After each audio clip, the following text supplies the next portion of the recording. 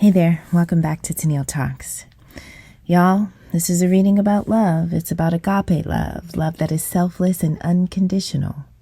It's early spring and the migration has begun. Sandhill cranes will travel to their breeding grounds and begin to pair up with one another. They mate for life. Once the bond is formed, the union may last for 20 years or more. The bond breaks only when one mate dies. Once the bond is severed, the surviving crane seeks out a new mate. Sandhill cranes perform mating dances. The loudest and most noticeable call made by cranes takes place during mating season. Sometimes the dance involves bowing, jumping, throwing sticks or plants into the air, and wing flapping. Let's begin the reading.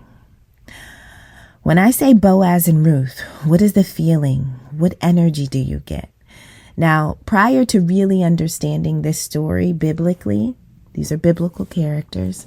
Prior to understanding this story biblically, I would have thought this was the greatest love story ever. Like, I want to be Ruth and I can't wait to find my Boaz. But like maturing and reading stories, I do want to say that the reason why Boaz and Ruth have come up is because anytime I do a reading, I always use a personal deck, a deck that I have made and written. So you buy blank cards and then you create your own deck. And so I'm using, again, the deck where I have 100 biblical characters. And so one of the cards that have come out, Boaz and Ruth have come out together on this card, okay?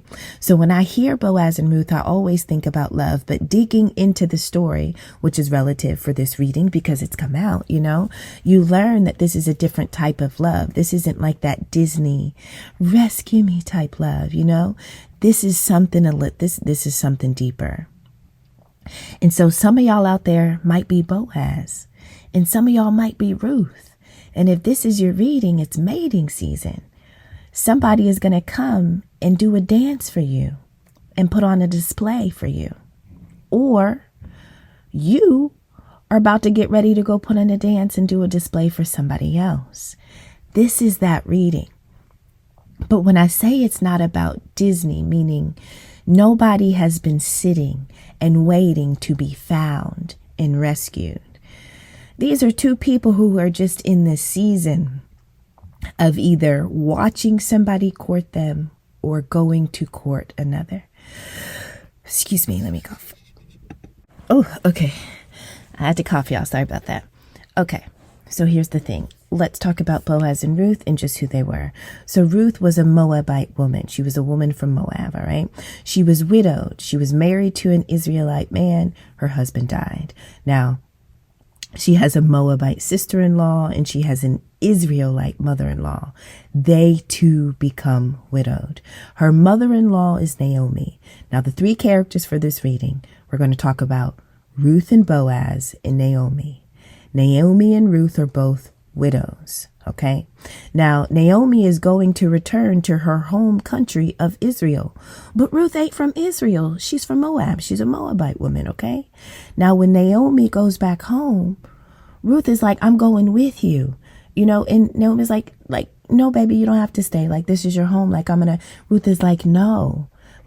So low key clinging to her or following her, although she would have been a foreigner. So Ruth, this is selfless. This is the first version of selfless or unconditional love, right? So before Ruth meets Boaz and receives agape love, first she had to deliver or display it.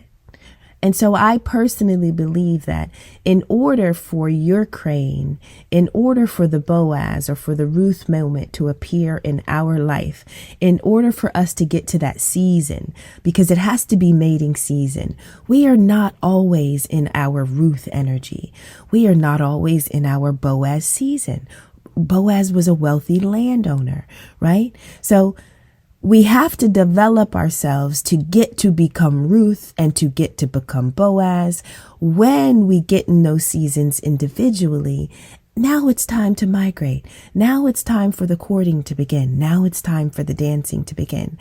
That is how this story would kind of show up in our own life. But the first act of selfless love is when Ruth decides, listen, Naomi, I'm going with you. Like, I married your son. I know he's not living, but that doesn't change the value. It doesn't change our connection or our relationship. Like we in this, like we're going together type thing. I understand I'll be a foreigner.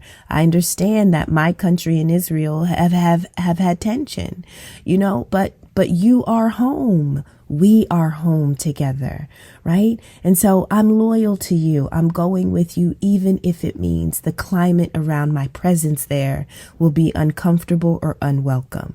And so just Ruth being selfless and unconditional into Naomi means that Ruth was already in a season of receiving agape love. She had to display it to receive it. And so when Boaz comes to Ruth, biblically, I believe it's because energetically Ruth called him in.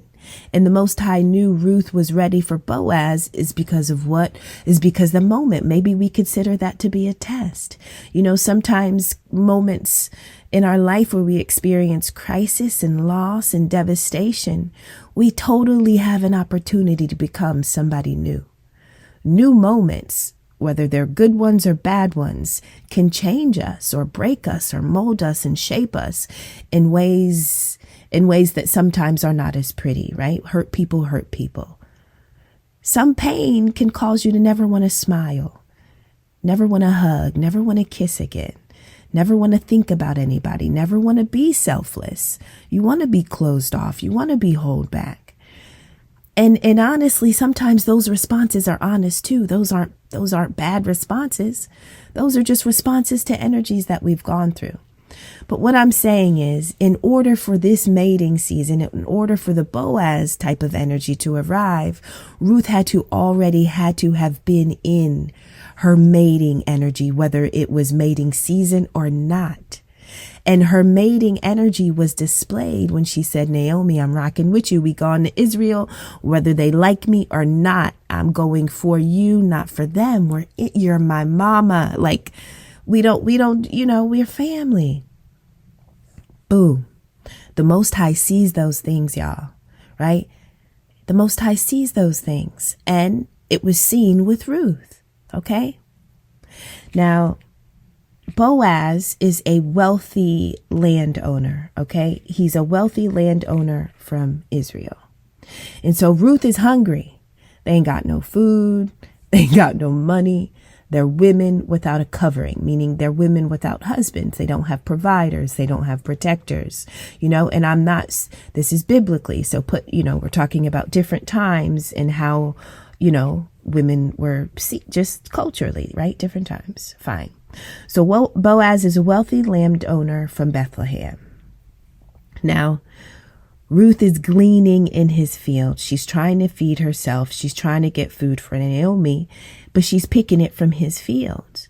So he totally could have been like, yo, like, you're pulling, like, this is my crops, right? Right. So let's talk about the energy of Boaz. Okay. He shows Ruth kindness, right? He invites her to eat with his workers, but not only that, he says, I'm going to give you some off the top. I'm going to leave you some extra, right? So eat with my people, but then guess what? Take some for you and your people.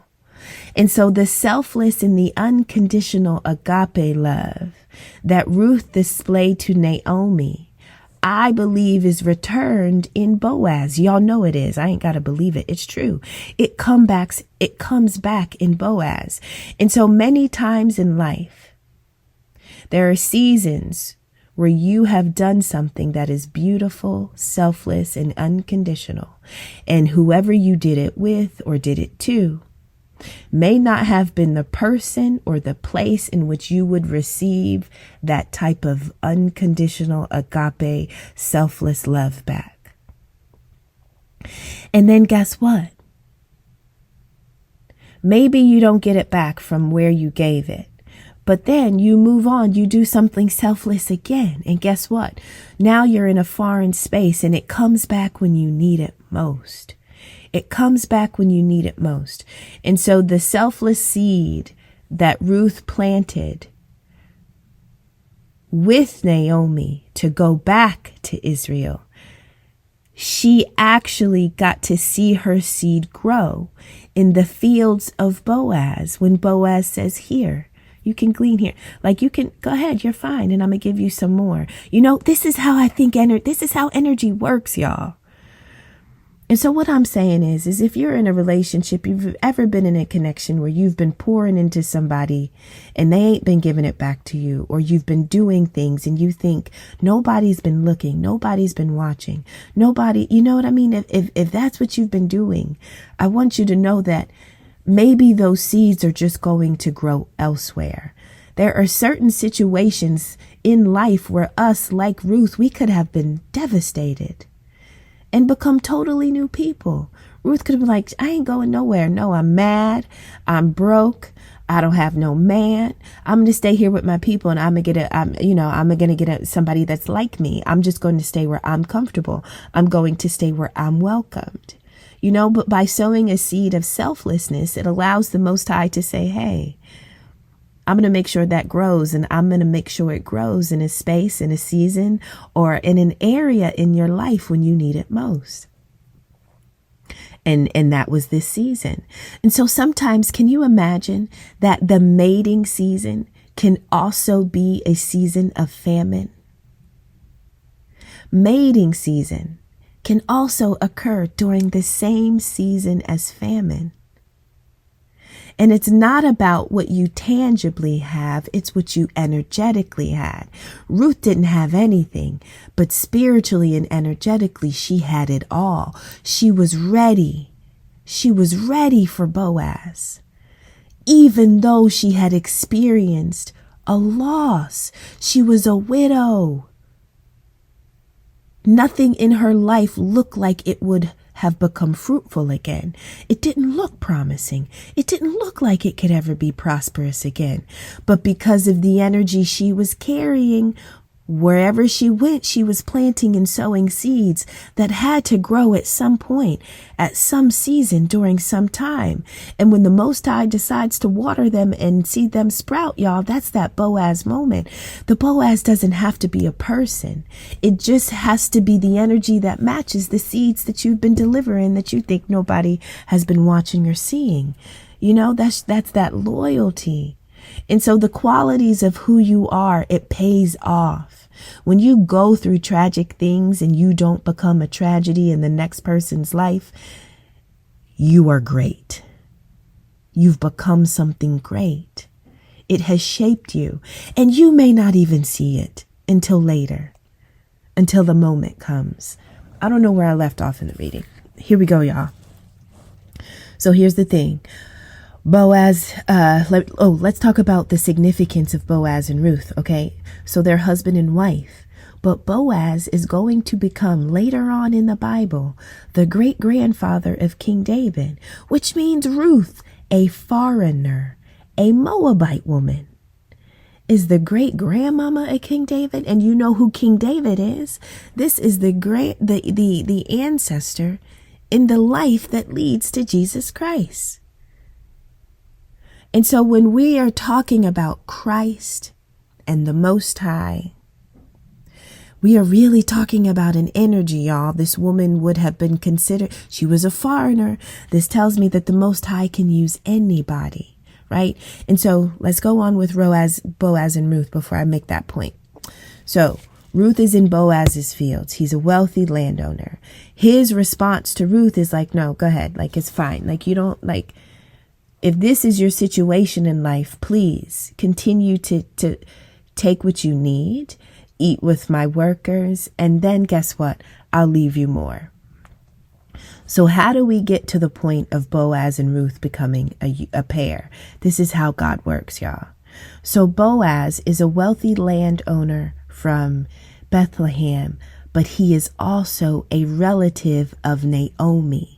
Naomi is Ruth's mama-in-law, okay?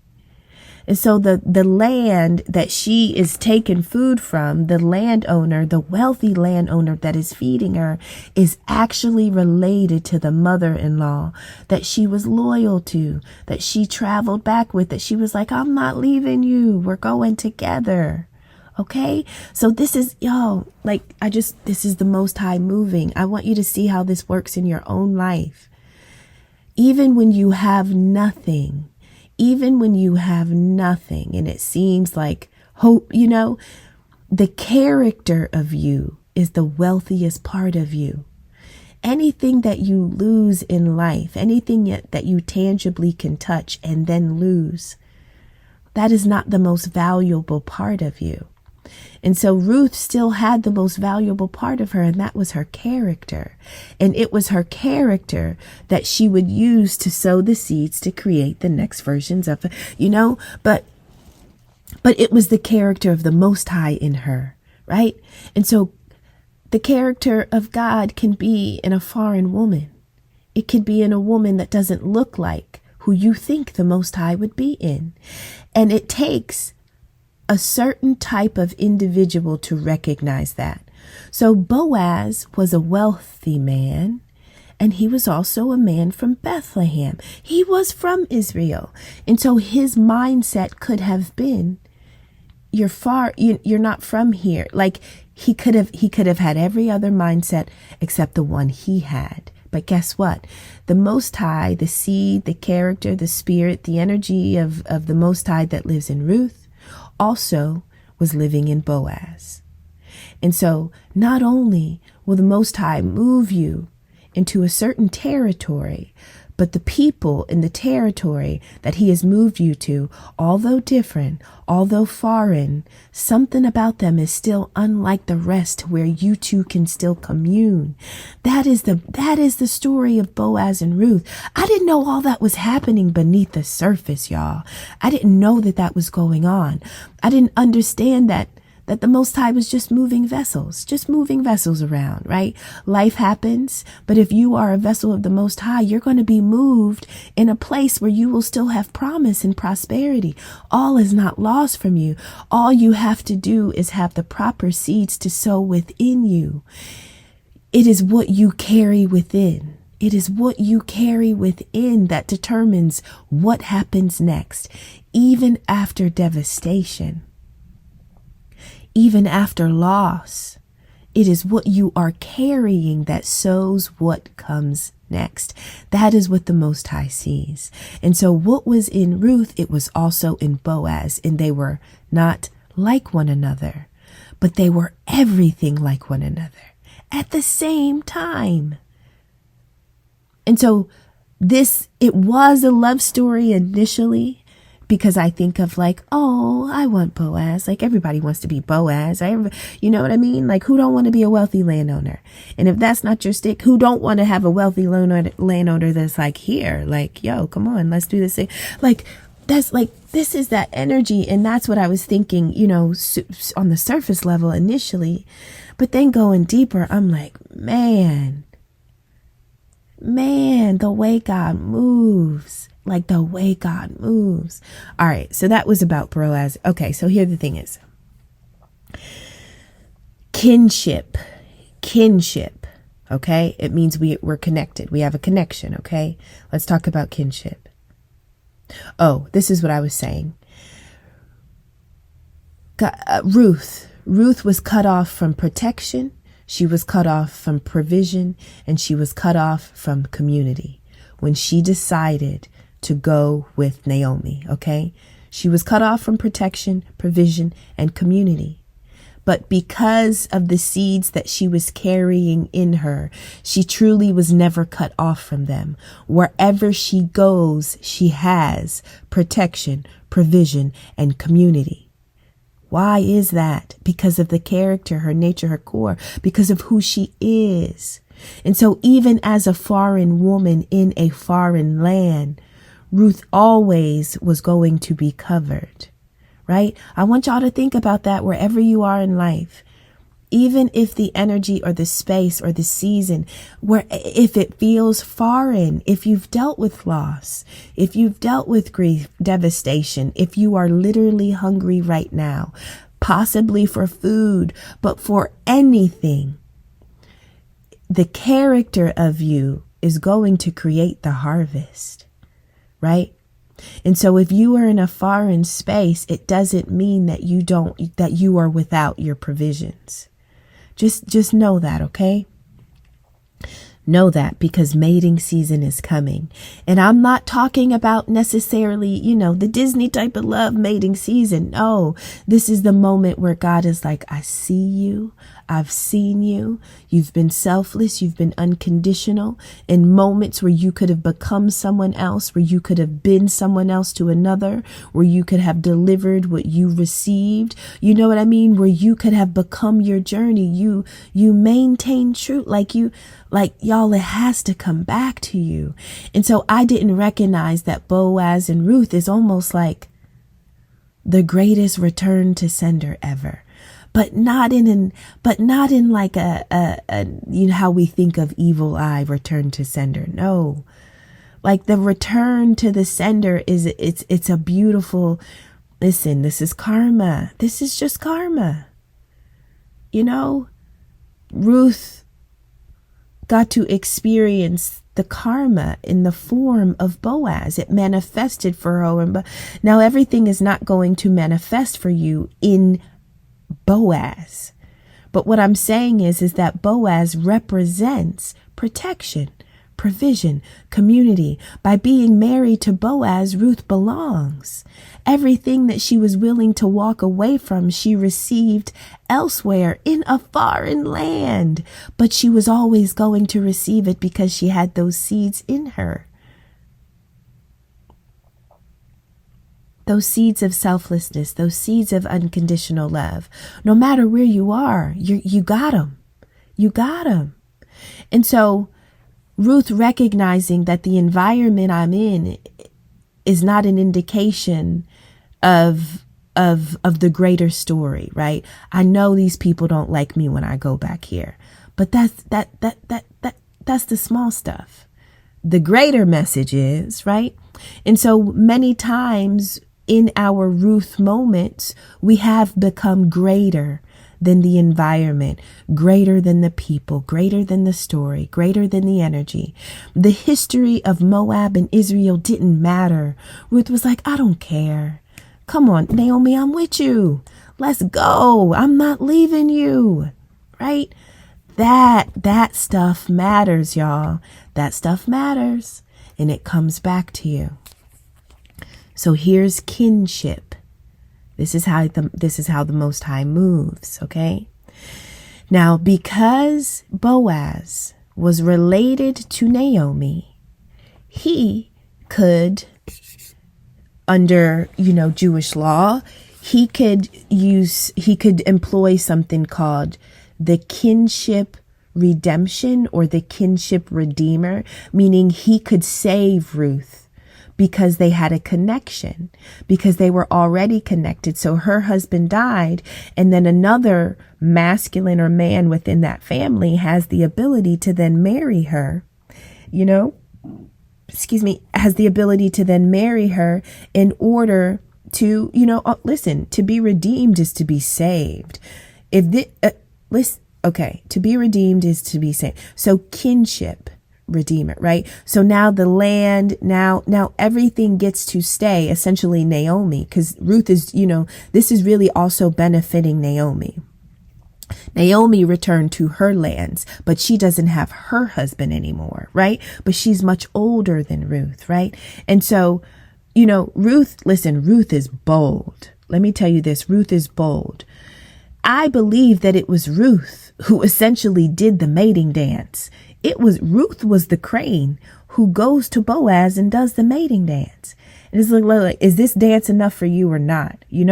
Ruth is like, listen, can you exercise the right of kinship and marry me? Can you do that? That is Ruth put a deal together. She put a deal together. Boaz accepted. Right? But before Boaz accepted, Boaz is like, okay, but I'm not next in line, meaning I can marry you, I can do this, but I'm not next in line. there are some other people prior to me, before me in this lineage thing, that have the right to your hand in marriage in order to be the kinship redeemer, right? And so Boaz is like, essentially, let's make sure like nobody else wants to take this, and then I got you. And the other guy, or the other, once it was offered, the other guy's like, no, I ain't marrying her. I'm gonna mess up my inheritance. I ain't doing it. Like, you know what I mean? Like, no, I don't want that. You got it, Boaz. It's all yours, right? So Boaz takes off his shoe as a way to solidify the deal that I'm marrying Ruth. Ruth is mine, and it really talks about land and territory. And now in the land, essentially, that Ruth and Naomi used to have rights to as a way of their husbands being alive, now it gets to stay in the family as the kinship redeemer. Here comes Boaz. This is how God works. But y'all, what I'm saying is, but then let's talk about the character of Boaz, though. Boaz, he could have been like the other guy that was like, no, I ain't marrying you. I'm gonna mess up I don't want no old widow. Like, why do I want that? I'm not messing up my inheritance. No, right? And so Boaz, what I'm talking about is perspective. The way one person saw Ruth versus how Boaz saw Ruth, y'all, that is the difference in the Most High. It's a matter of perspective. But the perspective comes from the character, the seeds that are already in you, the maturity. Do you understand what I'm saying? Like, the way the Most High moves. Not only did he put you in a foreign land and a foreign field, but he actually brought you home. He brought Ruth home to the mate that matched her in spirit. Not in culture, not in creed, not in race, not in language, but he brought Ruth home to her protection, to her community, and to her provisions, to a foreign land, to a foreign individual. But the core of Boaz matched the core of Ruth.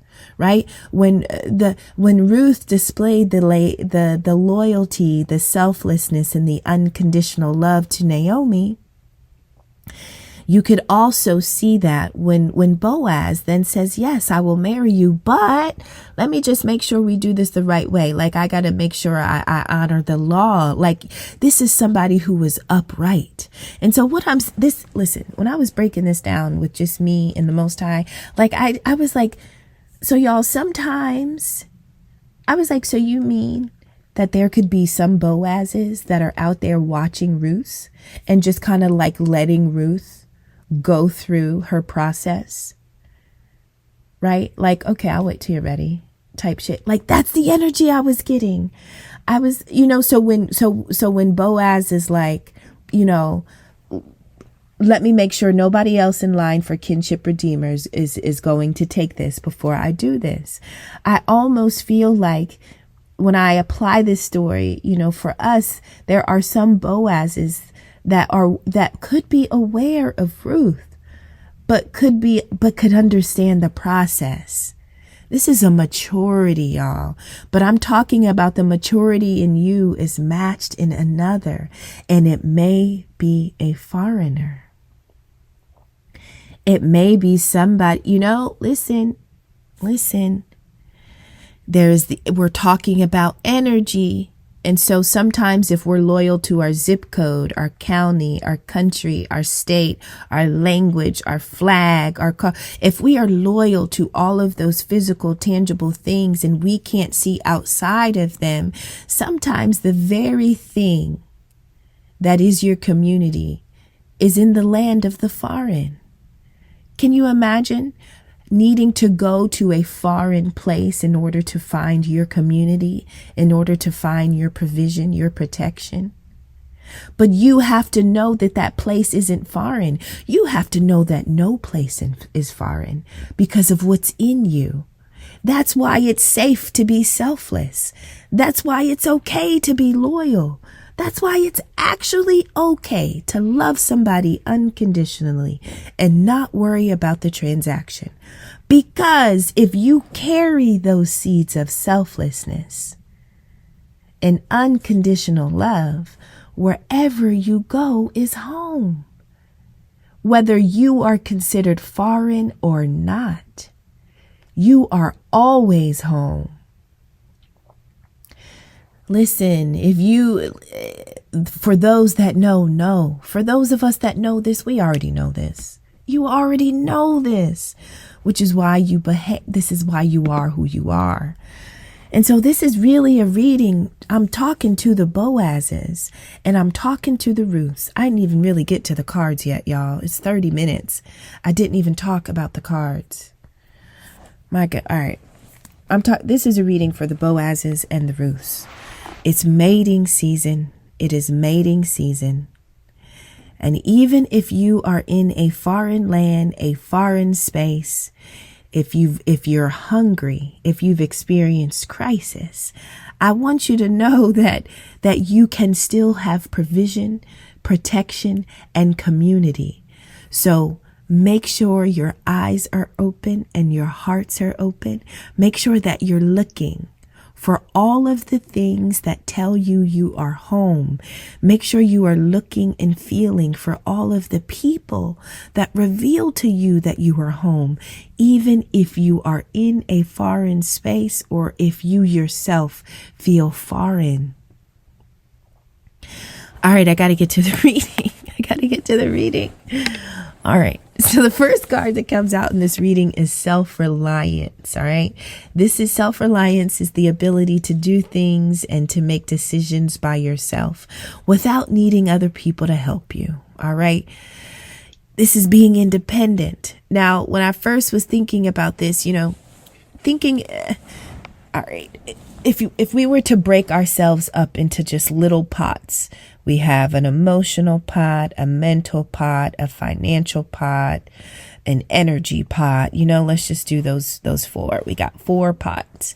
In order to be self-reliant, you really have to have mastered each one of your pots individually so that collectively you have mastered all parts of self. Now, in life, there are going to be many energies that want to possess your pots, so to speak. Okay?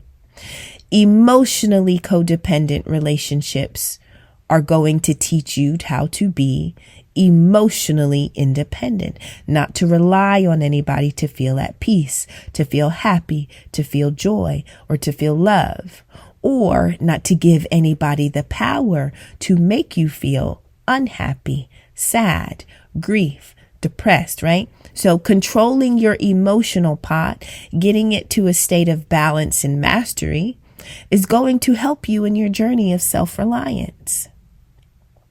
Because nobody is tugging on you emotionally. Nobody can mess with you because if they do, it would disturb you in being able to independently make decisions and do things by yourself, right? So getting everybody and everything off of your pots is important to you becoming self-reliant. Let's talk about the meaning of possession. Having, owning, and controlling something. If somebody owns your emotions, they control your money, they have your thoughts, right? You can't think about anything without, you won't be able to rely on yourself because every time you have a feeling, you got to go to this person to talk or feel about it. Every time you got a thought, now your mind is tied to this person.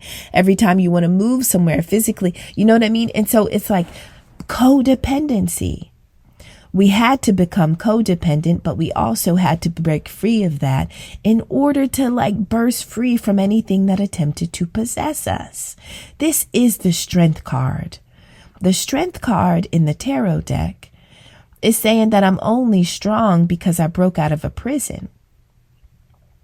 I'm strong because there were things that tried to limit me, right? But I met it with the proper energy. I met it with the proper courage and the proper strength. And I broke free from anything that attempted to limit me, control me, possess me, or have ownership of me. You had to overcome possession after possession after possession after possession in order to get to a state of self-reliance. Okay? That's a beautiful thing. Now, in this reading, somebody who has done this beautifully is but something's missing. Something's missing. So this is the energy of lacking emotional intimacy, fertility issues, wanting to have somebody close, right? This is somebody who desires a connection, who feels like I know my worth is tied into another. I know the most beautiful parts of my story. I know the most beautiful parts of my life. I know they include another person. This is somebody who's like, listen, I can do it all on my own, but what if I don't want to? I can, and I have, and I will, but what if I want somebody to share it with? Okay. Now, in order to get to the space where you know you want to share it with somebody, you had to have gotten to the space where you have lowered your guard. Because being self-reliant, it requires you to keep a guard up. It really does. There are certain seasons in order to become self-reliant, you have to block out anybody that is not self. And once you master self-reliance, it is then safe to drop your guard and let people in, because you have control over all your pots, which means you have control over you, right? Nobody can come in and possess you in any way. They can't possess you financially. They can't possess you emotionally. They can't possess your mind, right? You've already broken out of all them prisons. And so you got you, right? But then there is a point where like, damn, something's missing. Like I just want somebody. Like but in order to address what's missing, you got to put the guard down, because they're going to have to come in now. So you got to open the gate type thing. Well, this is the energy of, this is the backstory of Boaz and Ruth, but this is how it connects to us, right? Now, realizing that something's missing, right? So this is wanting love, wanting intimacy, sex, marriage, relationships. This is wanting all of it. And in order to get all of it, in order to really step into that experience, because it really is available to us all, okay? In order to get all of that, something had to happen internally, meaning there had to be a release, and there had to be some type of completion within inside of self. When I talk about a completion within inside of self, I'm meaning anything within you that was small, it had to move to a more complete awareness. Okay? You had to move to a state of being. In order to even recognize that something is being, your awareness had to grow to that. Because when you are self-reliant, you're not aware that something's missing, because you're only thinking about you. You're only worried about you. You are your only concern. Right? And so once you master that, now guess what? You're like, okay, now I got to add somebody. Now it's time to put somebody next to me. But something's going on here. Something's wrong with the energy of putting somebody next to you. So here's the thing. This was what didn't live in Ruth. This was what was not living in Ruth, which allowed Boaz to come, which is what brought in Ruth's mating season.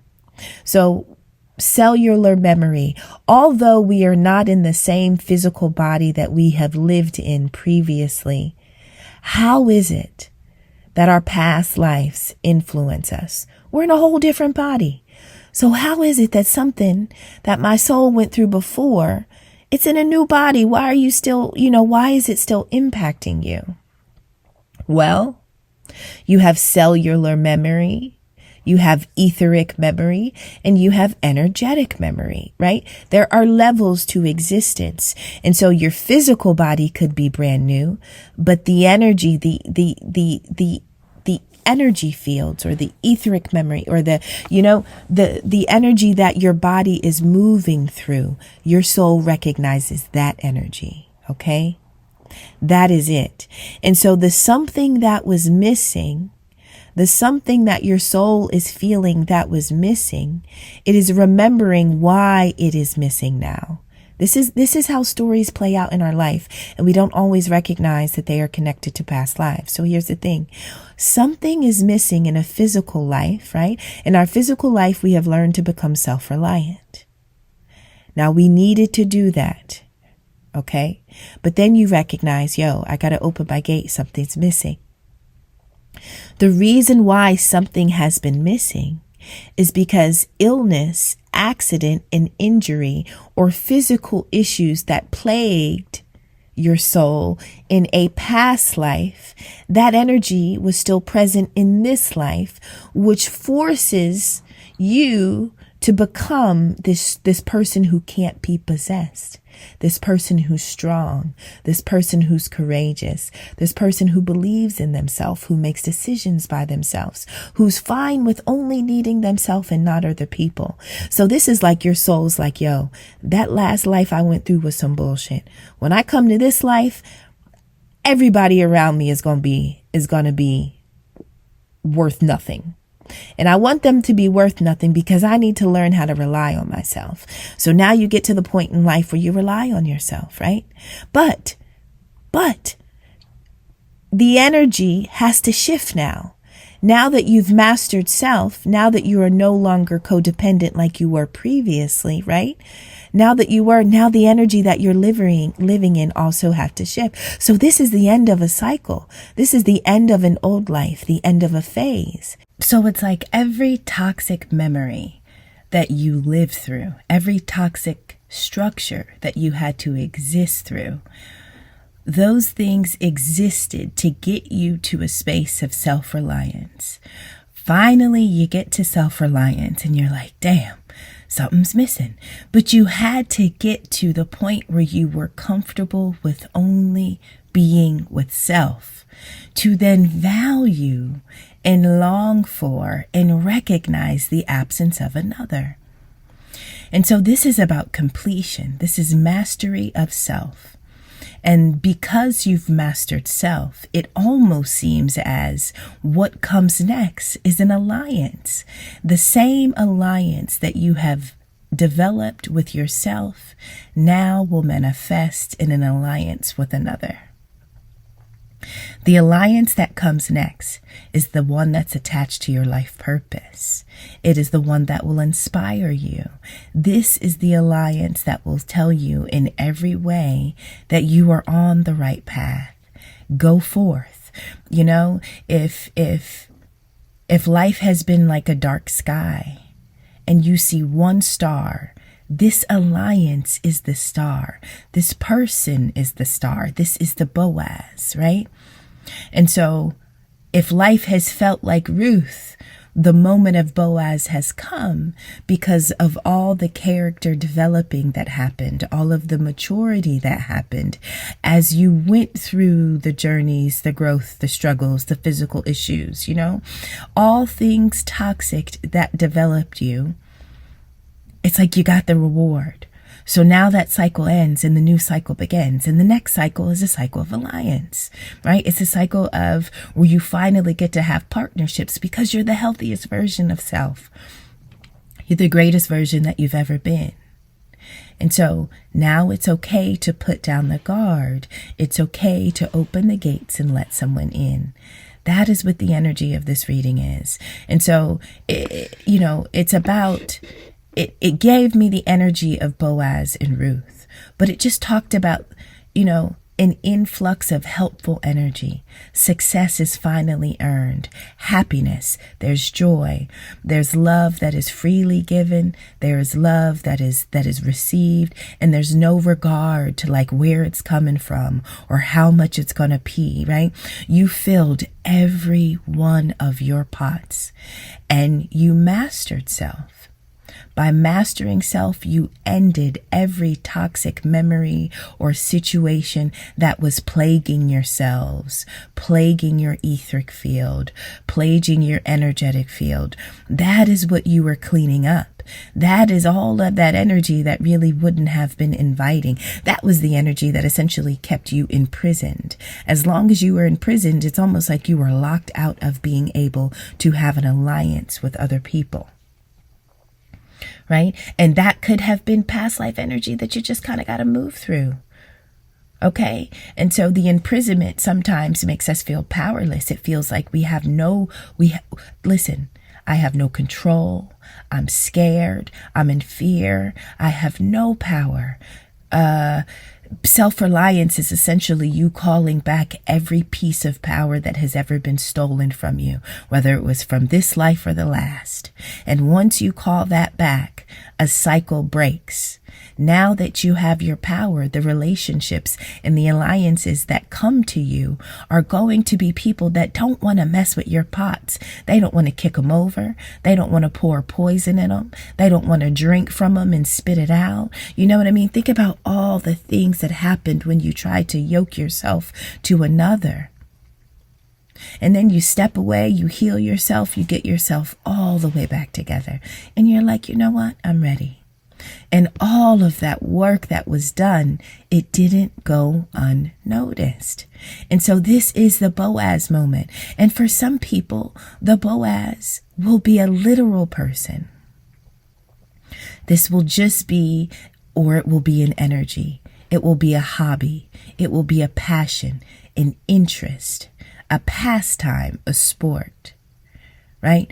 But this reading represents a cycle ending and you being okay, you being stable, you being fine, you just being all right, right? This is you being in harmony. This is you being in acceptance with the energy that you are living in, with the energy that is your life, whether it manifests in a passion project or a person. A cycle has ended because you achieve self-reliance. Anything that attempted to possess you or any of your pots, you mastered self so much so that you kicked everything out that didn't belong to you. And now you're welcoming in everything that does.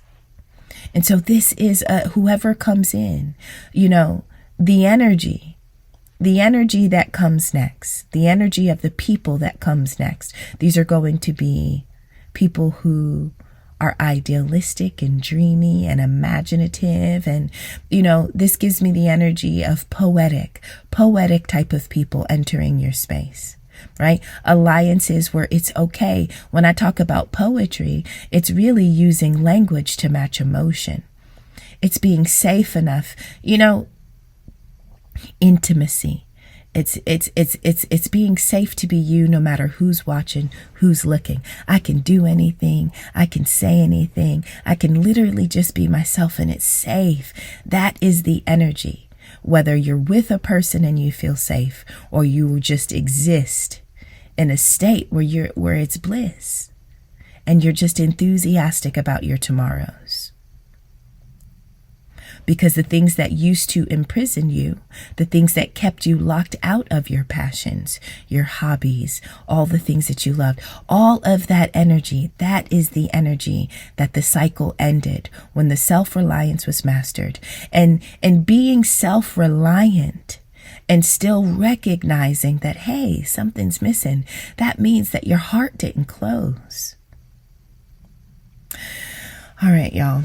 So this reading went a couple different places, a couple different energies. I had to stop it at one point. I was very surprised. 30 minutes in and I honestly hadn't spoken about any of the cards. And so this is going to be our Thursday's morning message. This is not the face-to-face message. I didn't post on Wednesday. So this is the morning message for Thursday. There will be a face-to-face on Thursday evening. But this meeting, it went a lot of different ways. And so I did have to pause for a minute, because I didn't expect the Boaz and the Ruth. I didn't expect that beginning to last for 30 minutes. But I hope that the message came through. I hope that the message came through in its entirety. I love y'all so much, whether you're Ruth or Boaz. This is an energy that says that, like the past is returning. So whatever life was like for Ruth prior to losing her husband, prior to becoming a widow, whatever life was like that, prior to that grief, that is what is returning. And it will return in the form of Boaz for Ruth. And for us, that Boaz could be many different things. And so this is recognizing that you go through grief. You learn to rely on self. You rely on self. You break cycles. You purge energy. And in doing so, you welcome in energy that is attached to your life purpose, energy that is inspiring. There was something else that I just thought about that I wanted to say. Yeah, so it's mating season. And so I really get the idea that, listen, it's mating season. And so I want, whether you are looking to hear the sound of another or whether you are making your sound for another to hear, it's mating season. And mating season doesn't always mean birthing babies and marriage. It does for many of you, but for others, it's mating season with an energy. It's mating with an energy of fertility, an energy that for quite a while you may not have been able to experience because you were going through the cycles of self-reliance, of recognizing that you needed to use all of you to make sure that nothing was possessing you and nothing was having power over you. Now that you have power over self, now you can tap into your own desires, your own worth. You've completed a cycle of mastery. It is time to go forth. It is safe to go forth. You are on the path of what is your purpose. That's the bigger message. Ruth was on her path and then got off the path, but got right back on. And so sometimes our life will look like we've lost our path or we got knocked off. But I'm telling you, this is mating season. And the only time you are severed or separated from your mate is when there's some type of loss. But then guess what? The search begins again. And so when you are separated from an energy that gives you life and happiness and passion, when you are separated from an energy that makes you even interested about waking up the next day, I want you to know that whatever is inside of you is enough to plant and harvest the next version of self. It is okay to go mate with another energy. It is okay to go find, to go dance again. It's okay to go sing again. It's okay to do all of that again. And so just when we're severed from an experience, it doesn't mean that we have to sever ourselves from an entire existence. And so the story of Ruth and Boaz is that Ruth didn't allow her being a widow to sever the story that she first started to build alongside Naomi as Naomi's mother-in-law, of course. But the story just didn't end there. And so for many of us, we are in our Boaz and Ruth season. We're cranes. This is mating season. We're migrating because we didn't allow our story to end. We didn't allow the energy to just stop and die there. We kept going. We kept planting seeds. We maintained our core. And so the alliances that are attached to your life purpose are finally coming because you know your purpose, because you grabbed your power. And in grabbing your power and recognizing your purpose, you recognize that something was missing. And sometimes it's just admitting and talking to self. It's just the conversations with self where you start to recognize that you've been locked out of your own existence. You've been locked out of your own experience. And sometimes you just got to call it back. The same way Ruth went to Boaz and was like, listen, it would really help me if you do this kinship redeemer. If you could redeem me, right? Like sometimes that's what you have to do. You have to be the redeemer. You have to set up your own deals. Maybe you have to do your own dancing. Maybe it's you who has to migrate to go find the Ruth. I don't know how this reading will hit everybody, but this is the reading, and I love you, and I will see you later. Take care. Bye-bye.